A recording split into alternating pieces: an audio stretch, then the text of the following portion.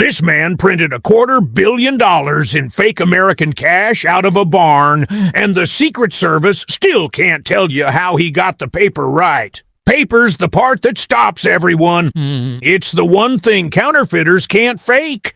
It's got exact cotton-linen ratios the government controls. He found a workaround, and it worked. Here's the part I still don't buy. After admitting to the largest counterfeiting operation in history, he served 6 weeks. I found the loophole he used, and it's still legal today. Now, to understand how he pulled this off, you have to go back to who this guy actually was, because Frank Bourassa wasn't a criminal mastermind with a syndicate behind him. He was a school dropout from Trois-Rivières, Quebec, running a shoplifting ring at 12 years old. By 15, he was out of the house, working as a mechanic, stealing cars on the side. Therefore, by his 20s, he'd built something almost legitimate.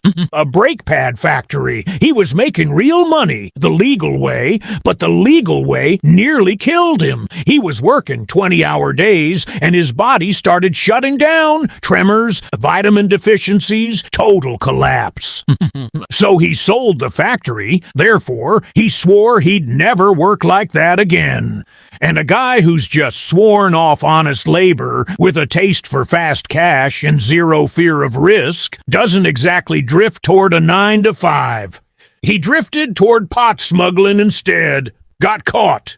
Did 3 months in 2006, which should have been the wake-up call. Instead, sitting on long drives with nothing to do but think, one idea wouldn't leave him alone.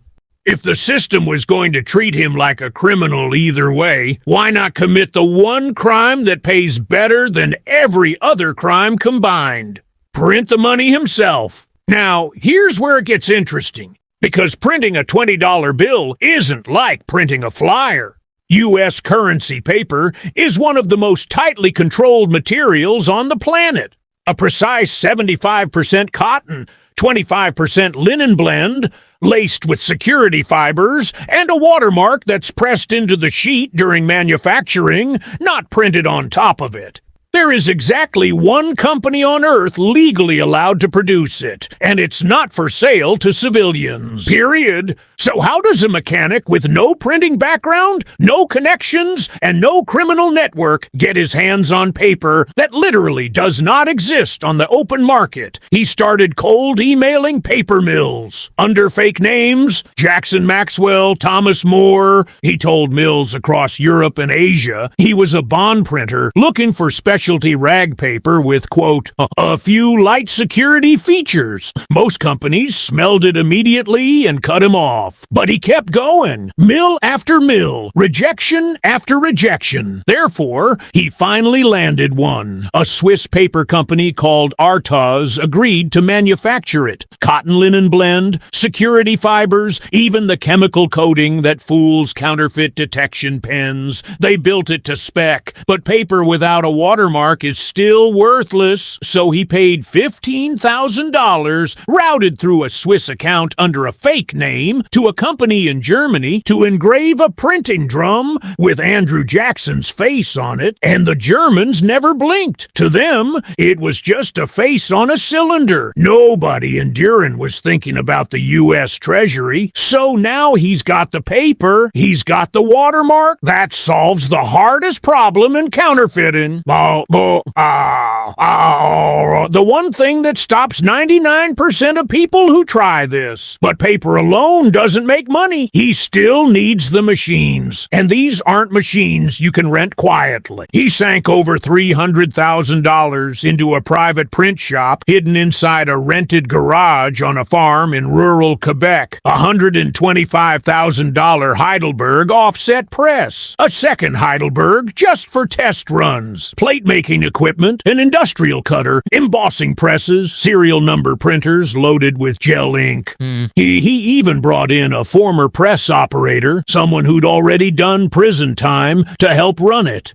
Therefore, piece by piece, in a barn nobody was watching, Frank Bourassa built a functioning illegal mint. He settled on the $20 bill specifically, not the 100, not the 50, because at the time, the 20 had older, weaker security features, and and it draws far less scrutiny at a cash register than 100 does. Smart choice, calculated choice, and it worked. His bills weren't just decent, they passed. Blacklight tests, counterfeit pens, bank machines, all of it. But having perfect fake money and having money don't mean the same thing. He couldn't just walk into a Walmart and start spending 20s he printed in a barn. He needed buyers, so he refused to pass a single bill himself. Every sale went overseas through middlemen to keep his own hands clean. It started small, a $10,000 test order, but word travels fast in that world, and therefore, within months, repeat buyers were ordering $1 million a week at 30 cents on the dollar. He'd made his $300,000 back many times over. He was on pace to become one of the richest counterfeiters in human history. But money moving that fast leaves a trail. Bills started surfacing in Florida, in Las Vegas. Federal agents began noticing a pattern of 20s that were just a little too perfect. The clock, the one he always knew was running, had officially started. In the middle of 2012, it caught up with him. A stolen equipment dealer, someone Bourassa trusted, who didn't realize police were already watching him, offered to sell some of the fake cash to an undercover cop. The cop bought $100,000 in counterfeit bills for $30,000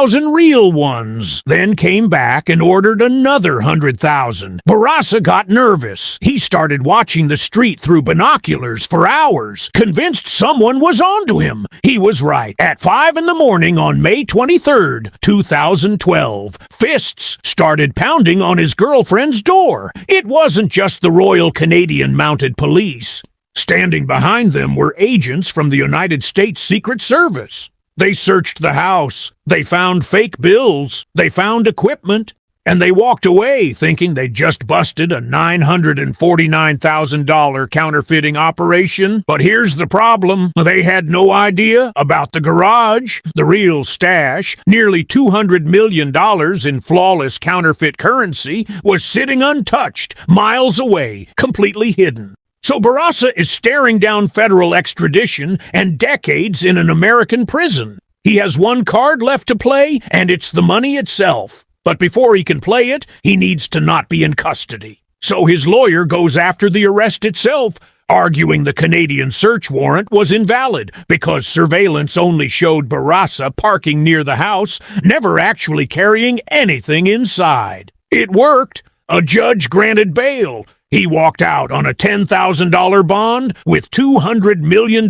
in perfect counterfeit currency still sitting exactly where he'd left it. Therefore, by 2013, with his trial approaching, he made the offer that should never have worked. Hand over the entire $200 million stash, plates, paper, everything, in exchange for prosecutors dropping the U.S. extradition request, returning his girlfriend's house, and letting him walk on time served. And Canadian officials said yes. In January 2014, Bourassa personally led a convoy of police to a box truck parked outside a rural hotel. Inside, pallet after pallet of flawless fake 20s, sealed and ready to circulate. He served 6 weeks in jail. He paid a fine of $1,350. To U.S. law enforcement, it remains one of the most embarrassing outcomes in Secret Service history. But here's the detail almost nobody talks about. When investigators went back through his records after the deal was done, the math didn't add up. He hadn't printed $200 million.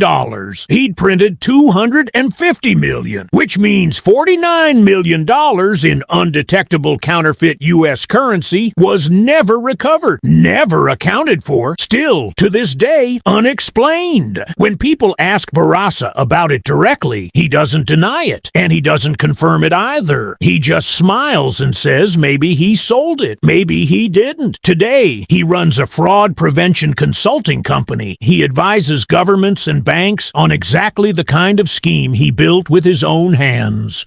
Whether he walked away from this completely, or whether there's $49 million sitting somewhere waiting for him, nobody outside of Frank Bourassa actually knows.